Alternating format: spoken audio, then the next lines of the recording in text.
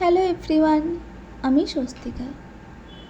আজ যেই মশলা ম্যাগিটা আমি খাচ্ছি, এটা কিন্তু আমি না, বানিয়েছে আমার হাজব্যান্ড।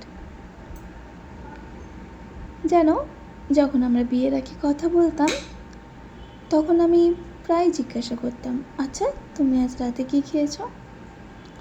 তো আমার হাজব্যান্ডের বেশিরভাগ দিনই অ্যান্সার আসতো, আমি না রাতে মশলা ম্যাগি খেয়েছি।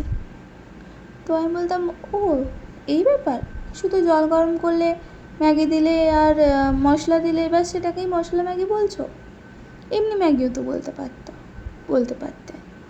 তখন বলতো, না না, এ সত্যি মশলা ম্যাগি, আমি কিন্তু অনেক সবজি টবজি দিয়ে এইসব দিয়ে বানাই। তো আমি জিজ্ঞাসা করতাম, আচ্ছা কীভাবে বানালে, আমিও বানাবো, আমিও ট্রাই করব। তখন বলতো, না তোমায় বলবো না, এটা হচ্ছে আমার খুব সিক্রেট একটা ব্যাপার, মানে সিক্রেট একটা রান্না, এটা তোমাকে বলা যাবে না, এটা আমার হাতের স্পেশাল ম্যাগি। আমি বলতাম, আচ্ছা ঠিক আছে, তবুও তুমি শেয়ার করতে পারতে, আমিও বানাতাম, দেখতাম কেমন হয়। আমি তো শুধু জল দিয়ে ওরকম নর্মাল ম্যাগি বানাতে জানি।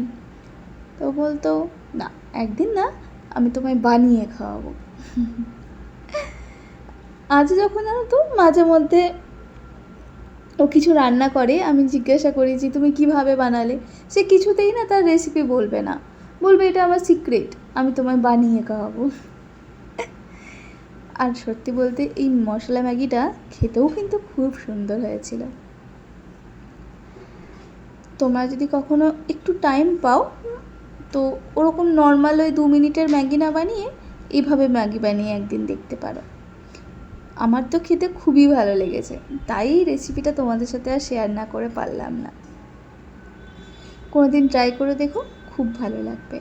আর আমাকে কিন্তু অবশ্যই জানাবে কেমন লাগলো খেতে।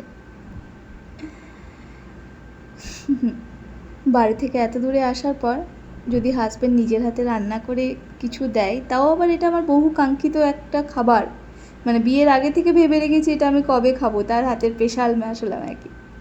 চলো আমি এই ম্যাগির টেস্ট নিই। আর এখন বাই, তোমরা সবাই ভালো থেকো।